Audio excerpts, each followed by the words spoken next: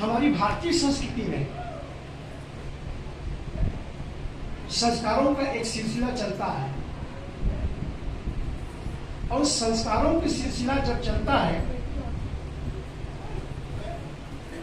उसमें कुछ संस्कार गौण होते हैं और कुछ संस्कार मुख्य रूप से हो जाता है। 16 संस्कारों में हम सभी संस्कार को मुख्य मान करके नहीं चलते।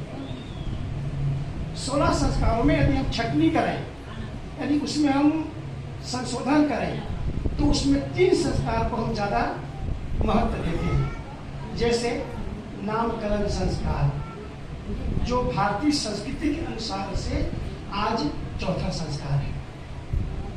3 संस्कार माँ के गर्भ में पूरा हो जाता है। गर्भाधान संस्कार, सीमंतोन्नयन संस्कार और पुंसवन संस्कार। और तीनों संस्कार का मतलब एक ही होता है, आर्ट्स ऑफ लिविंग, जीवन जीने की कला, अथवा तो पुरुषत्व की कला, अथवा तो ज्ञान की कला। इन प्रकार माता पिता अपनी संतान को ज्ञान के रूप में किसी न किसी रूप में को संस्कार देते हैं, जो संस्कार एक प्रथम गुरु को, क्योंकि माता पिता मतलब प्रथम गुरु। यदि आप हमारे पौराणिक कथाओं को देखेंगे, जिसे आप रोमन कथा कहते हैं, माइथोलॉजी, आप उन कथाओं को जब देखेंगे तो बहुत सारी कथाएं पौराणिक कथाएं जो अतिशयोक्ति होती हैं, और कुछ कथाएं ऐसी होती है जो आप न अतिशयोक्ति कह सकते हैं और न तो उसको आप सिंपल कह सकते हैं, लेकिन है तो महत्व। जैसे आप शादी में पहले लोग बहुत नियम वगैरह करते थे, पहले रस्म करते थे, भाजी वाला, क्या का वाला, ऐसे ऐसे नियम, बहुत ज्यादा नियम होते थे, जो बहुत सारे नहीं हैं। आज हम उन चीजों को महत्व नहीं देते, जैसे दूध भत्ता, लाल भाजी खिलाना, ऐसे ऐसे जो होता था। आज बहुत सारे नियम हैं जो हम उसको निर्वहन तो करते हैं, लेकिन उसका कोई महत्व नहीं है, महत्व ही नहीं है। महत्वहीन जो रस्म है, उन रस्मों को हम करते हैं, लेकिन उससे कुछ प्रेरणा मिलती है समाज को? कोई प्रेरणा नहीं मिलती है। अभी सब समाज में एक मांग उठी है कि हम अंतिम संस्कार में, जिसके यहाँ कुछ भी संसाधन नहीं है खिलाने पिलाने का, बड़ा बड़ी लड्डू वगैरह खिलाने का, उस गरीब आदमी के पास में हस्ती नहीं है, फिर भी हम लड़ करके नहीं, पंगत में हो तुमको खिलाना पड़ेगा। ये इस पर संशोधन हो रहा है, अच्छी बात है। यदि आप अपने समाज से 10 मांदी खाते हैं, उसमें से 2 ही मांदी खा करके यदि 8 मांदी का पैसा आप जमा करवा लेते हैं, उसमें बर्तन वगैरह का और कोई चीज जो संसाधन आपके पास में नहीं है, उस संसाधनों का आप व्यवस्था कर लेते हैं, आगे के भी वो आपके लिए सुखदायक होता है। जैसे एक चीज और चलती है, हम कोई हमारे परिवार में जब यहाँ से कि यहाँ तो आगमन हुआ है, यहाँ तो कोई गया नहीं है, लेकिन एक बात याद रखिएगा, आज जो आया है वो कल जाएगा, आया है सो जाएगा, राजा रंग फकीर एक सिंहासन चढ़ी चले, एक बंधे जाते जंजीर। आया तो उसको जाना ही पड़ेगा, लेकिन जब वो जाएगा तो क्या करोगे? हम नया नया पीताम्बर, नया नया कपड़ा हम लेकर उसको पढ़ा देते हैं, और ओढ़ा जब देते हैं तो तुरंत 1 घंटे के पास से कुछ लाखों रुपये के पीताम्बर को हम जला देते हैं। क्यों ना उस पीताम्बर के बदले में आप उनको 200 रुपये दे दो, ये बेटा, ये बहना, ये माता जी, ये मेरे पीताम्बर के बदले में मैं 200 रुपये दे रहा हूँ, ये समाज को खिला देना। यदि उस पीताम्बर के बदले में किसी की भूख यदि चली जाती है, उसकी प्यास बुझ जाती है, उस निर्धन को एक सहारा मिल जाता है, भूखे को अन्न मिल जाता है, प्यासे को पानी मिल जाता है, तो उसमें क्या आपकी, उसमें क्या आपका जाता है? उसको आपका नहीं जाता है। लेकिन इस पर संशोधन होना चाहिए। और ये जो हम तो चढ़ाते हैं, जो परिपाटी और परंपरा चली आ रही है, जिसे मैं बोलता हूँ कंजर्वेटिव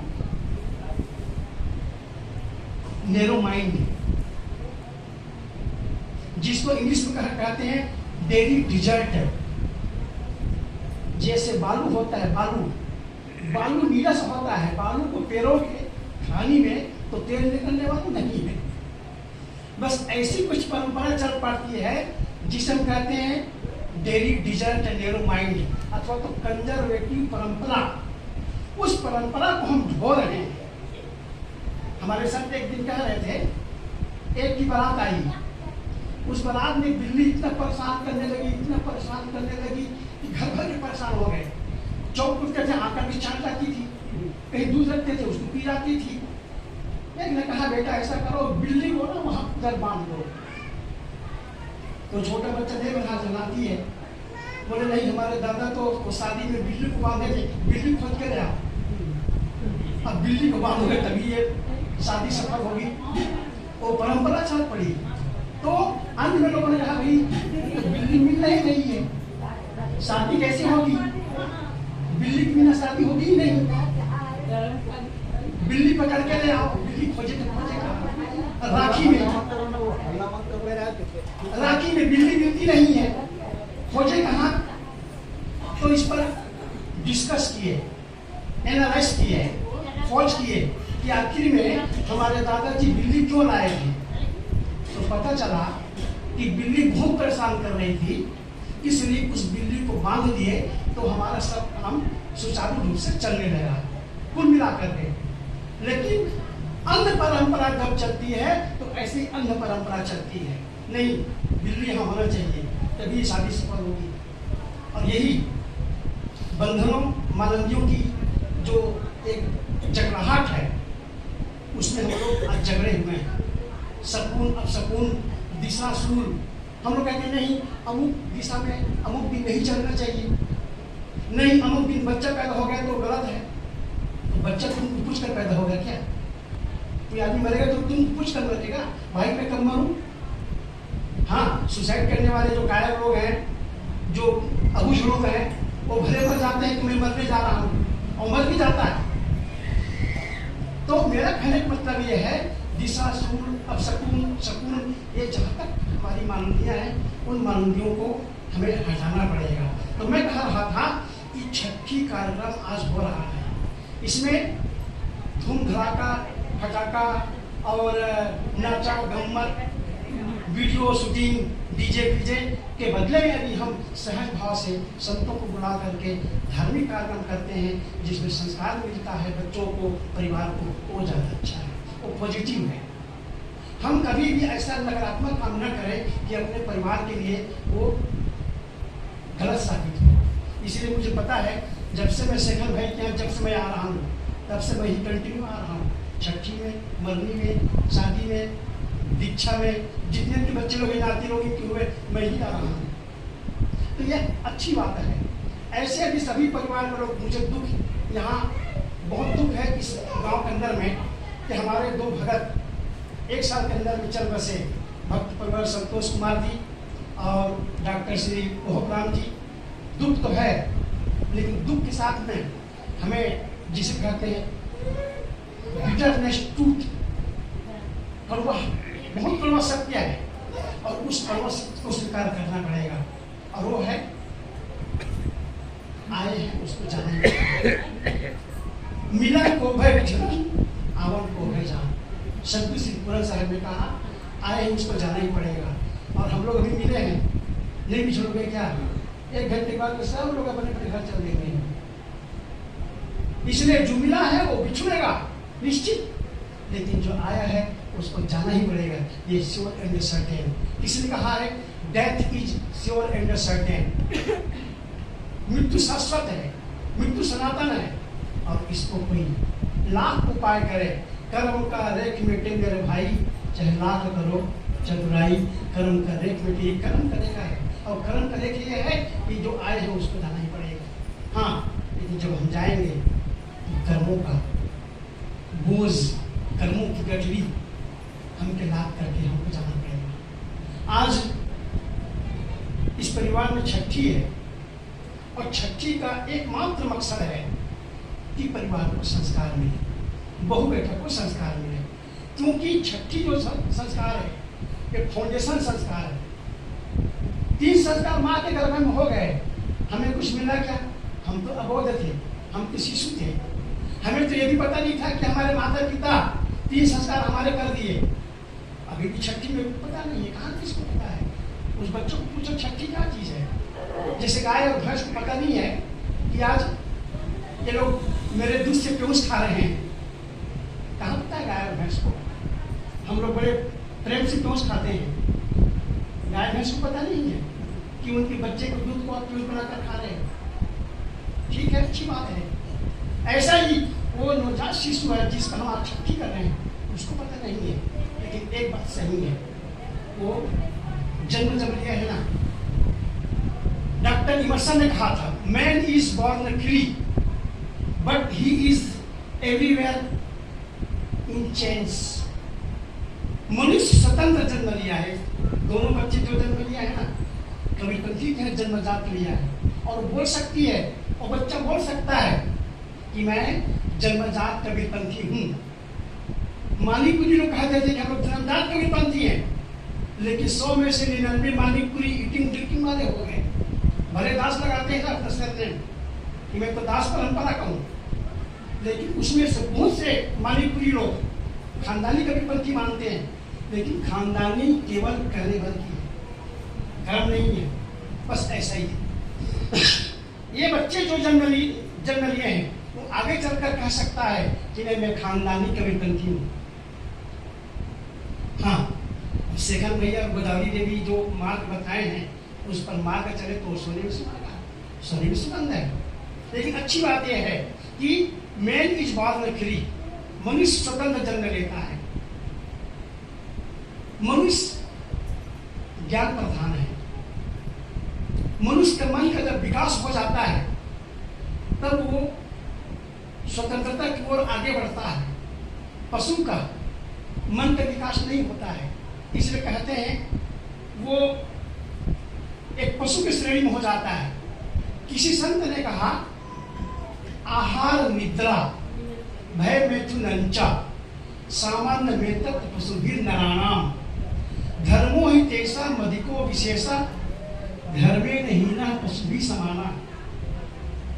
मनुष्य ज्ञान प्रधान क्यों है?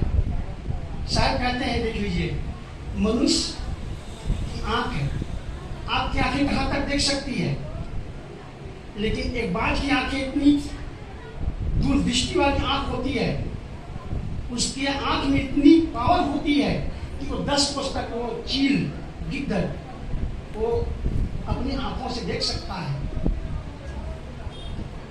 बिल्ली को जब चूहा पकड़ना होता है तो अंधेरे में टार्च की आवश्यकता नहीं पड़ती है, लेकिन आपको जब पैसा जब गुम जाए अंधेरी रात्रि में, तो आपको बिना मोबाइल और बिना टार्च के आप पैसा नहीं पूछ सकते हैं।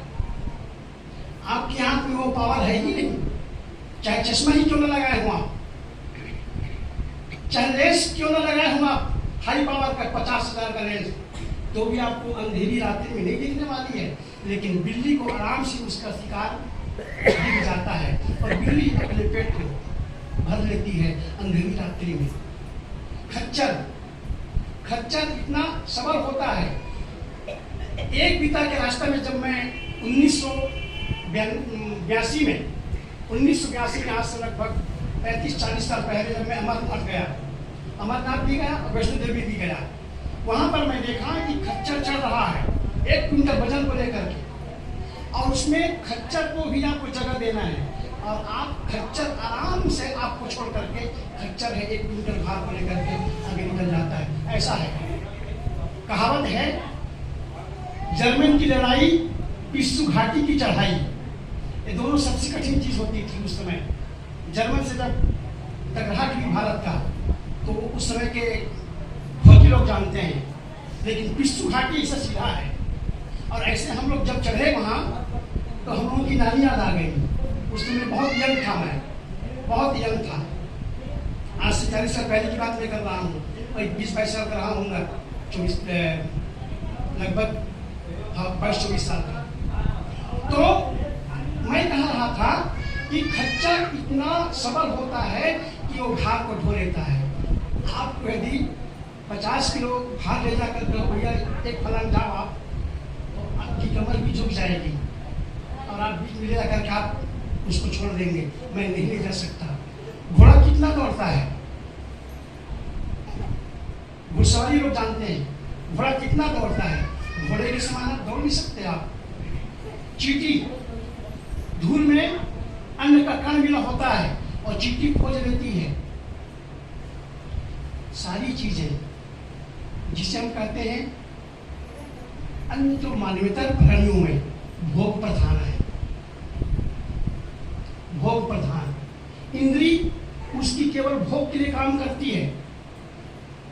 पशुओं की, मानवेतर प्राणियों की, एनिमल बीइंग, क्रिएचर बीइंग और ह्यूमन बीइंग, मनुष्य की खानी में आपका केवल और केवल ज्ञान प्रधान है। आपका जो मन है विकास आपका है, इसीलिए आप दाल चावल को अलग करके आप खाते हैं। आपको गन्ना दे दिया जाए तो आप गन्ना को पूरा खाओगे नहीं, आप रस को ले लोगे और उसके जो छोही है, छिलका है, उसको आप छोड़ दोगे। आप पशु के अंदर वो नहीं है, इसलिए कहते हैं ज्ञान प्रधान। मनुष्य खाने ज्ञान प्रधान है, इसलिए और अन्य खानियों में कहते हैं इंद्रिय प्रधान है, भोग प्रधान है। आपने देखा है दो साढ़ क्यों लड़ते हैं, दो भैंसा क्यों लड़ते हैं, इसके पीछे सबसे बड़ा कारण है वो भोग के लिए लड़ते हैं।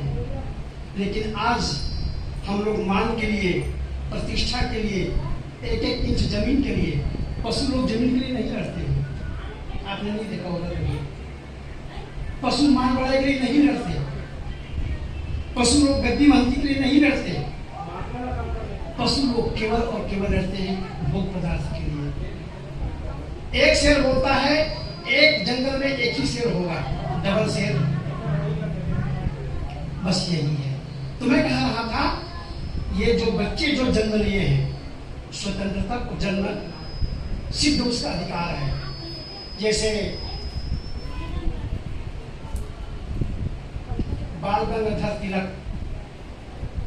1947 से पहले की बात है, जब देश हमारा आजाद नहीं हुआ था, तो बाल गंगाधर तिलक ने एक स्लोगन दिया था, Swaraj is my birthright, I shall have it.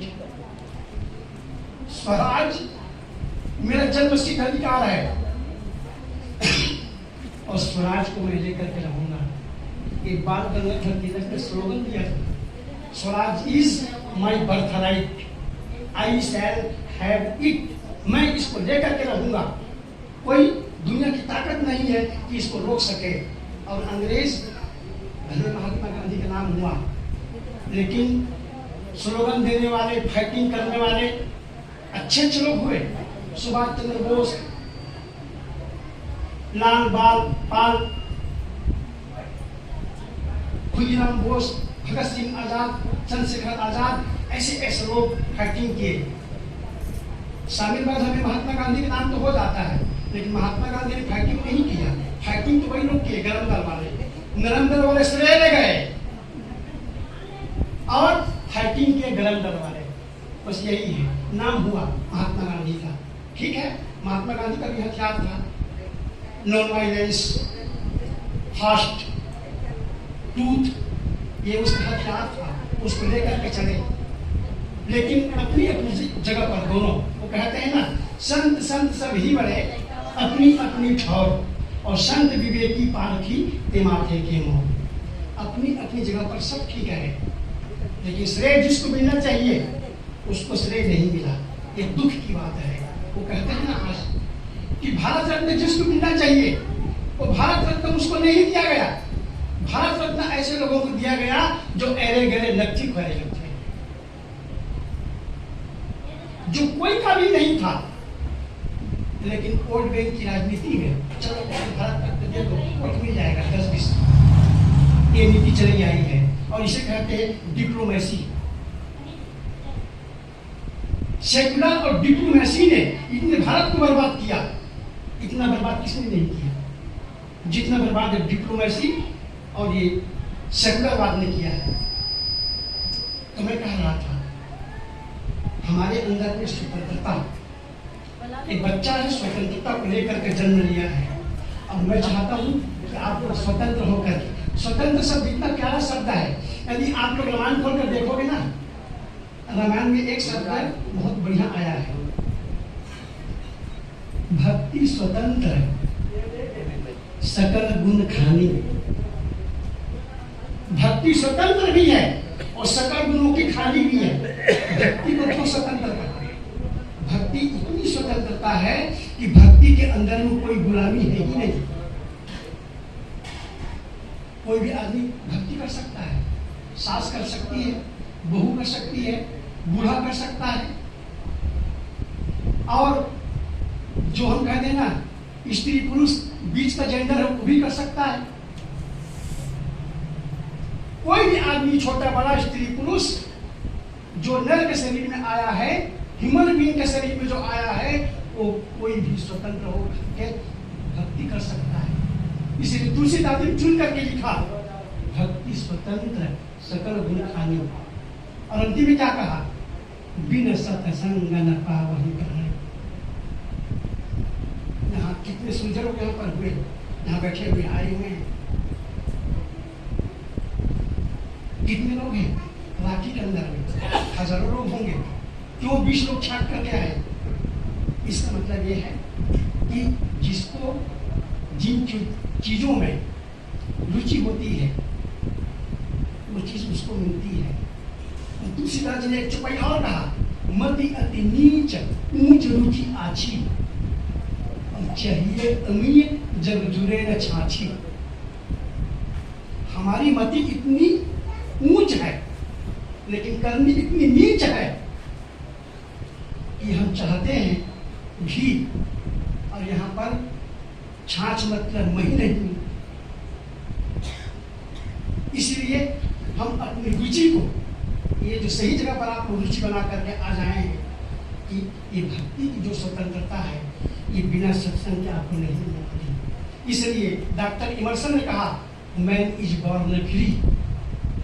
और किसी दूसरे का भी एक और कोटेशन बहुत अच्छा कहा, freedom and patience both are the gift of the heaven's.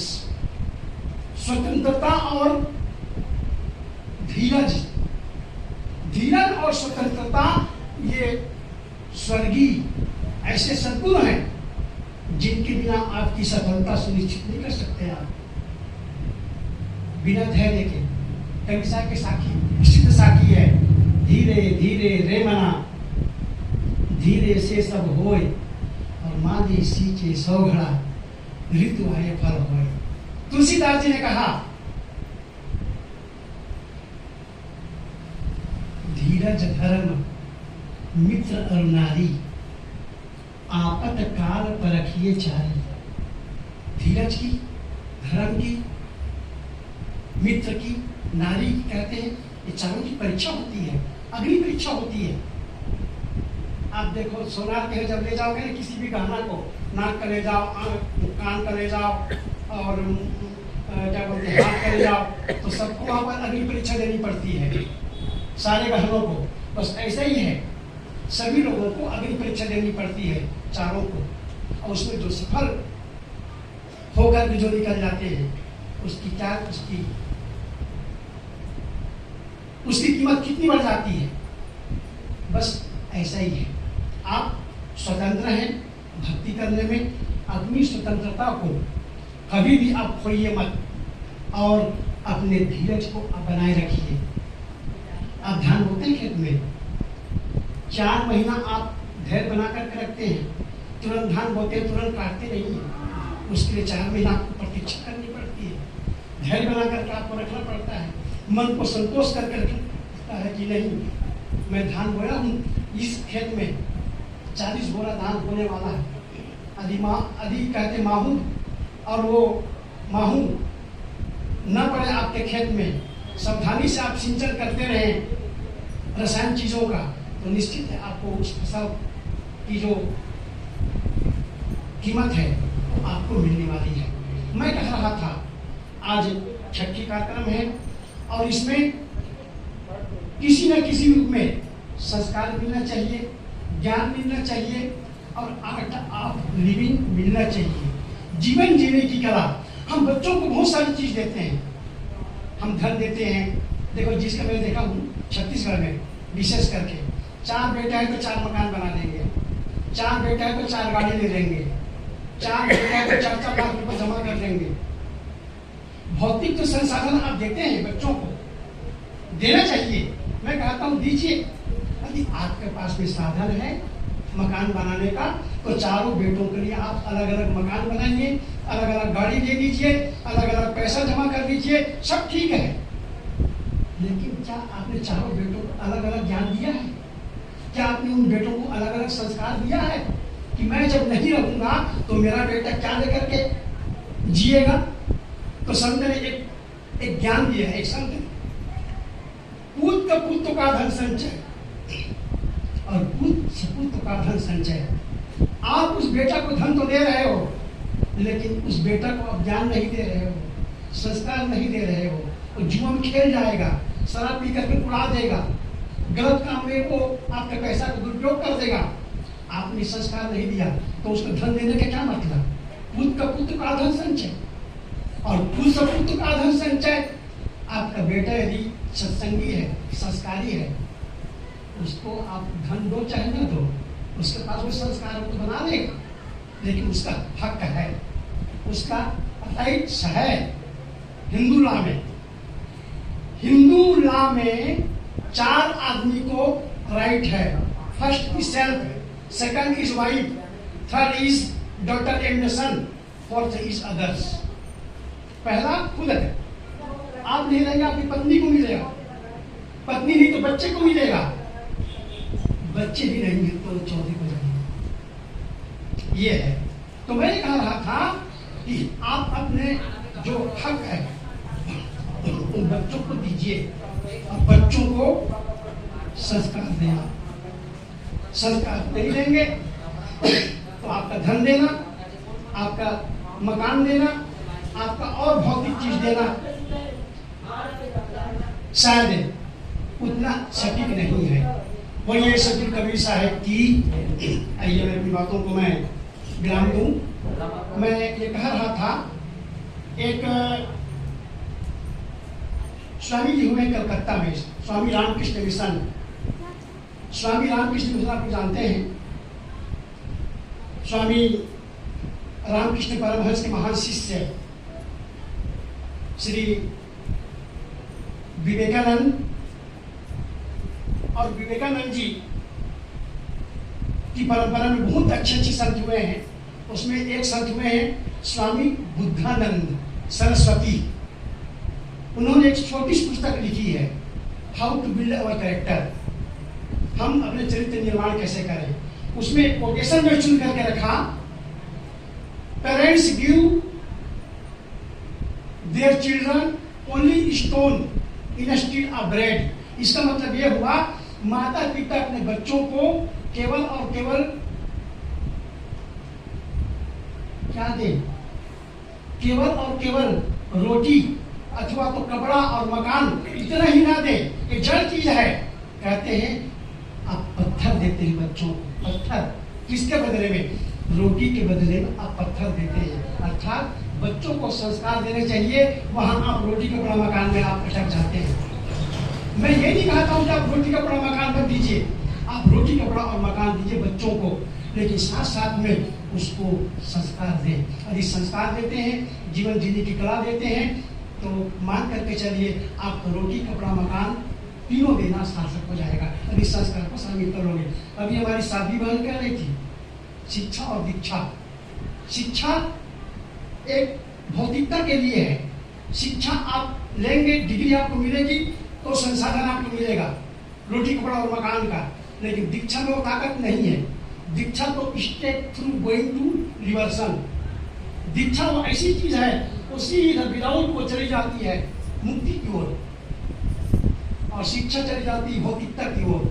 सदगुरु विशाल देव ने अच्छा कहा है, विद्या महाकुसंग है जो न कसो की कीन, और जेते दुर्गुण सोलह है अंधकार मदरीन। हम शिक्षा अध्ययन करते हैं, ग्रहण करते हैं, उसमें अहंकार होता है, दीक्षा में अहंकार नहीं है। दीक्षा को अहंकार को मानने के लिए लोग ग्रहण करते हैं। हे गुरु महाराज, मैं समर्पित हो रहा हूँ, तन मन धन वचन अहंकार मद मत्सर सब मैं आपको समर्पित कर रहा हूँ। दीक्षा है वो समर्पित करवाती है, और शिक्षा है समर्पित नहीं करवाती है। डॉक्टर बन जाएंगे, कहेंगे मैं डॉक्टर हूँ, तुम क्या समझते हो, मैं इन संतों को मैं सिर झुकाऊंगा? अरे वाह, मैं MBBS डॉक्टर हूँ, मैं PhD हूँ। तो PhD वाले MBBS वाले सिर झुकाते नहीं है। अभी एक मिस्टर था डॉक्टर मार्टिन धमतरी वाले, कई बार मैं बोलता हूँ, अच्छे अच्छे भक्तों को कहे ऐसा मुझे आप क्या खाते हो, बोले मैं तो दाल चावल खाता हूँ। दाल चावल क्यों खाते हो, मछली खाया करो, बताइए। अब दाल चावल को छुड़ा करके डॉक्टर मार्टिन सबको अंडा मछली खिलाना चालू करवाते हैं। कई बार मैं सुन चुका हूँ। तो मैं चाहता हूँ कि डॉक्टर बनना सरल है, इंसान बनना कठिन है। मास्टर बनना सरल है, इंस्पेक्टर बनना सरल है, मिनिस्टर बनना सरल है, लेकिन इंसान बनना बहुत कठिन है। और इंसान बन गया तो भी मैं कह रहा था, संतों में वो गुण होता है ऑल इज वन। घनश्याम साहब के लिए मैं लगाया था ऑल इज वन। संतों में सारी क्वालिटी होती है, तो यहाँ पर संत की मैं क्वालिटी नहीं कहा रहा हूँ, मैं इंसान की क्वालिटी में कहा रहा हूँ। इंसान कोई बन गया तो इंसान बन गए वही कल भगवान बन सकता है। इसलिए नहीं मनुष्य श्रेष्ठतरम ही किंचित, अभिलाष साहब जी कहा करते थे, नहीं मनुष्य श्रेष्ठतरम ही किंचित। मनुष्य से बढ़कर के कोई भगवान और कोई देवता नहीं हो सकता है। इंसान ही जब ऊपर उठता है तो भगवान बनता है। तो सज्जनों, ये छठी की बात, ज्ञान की बात, संस्कार की बात मैं आप सबके बीच में रखा हूँ।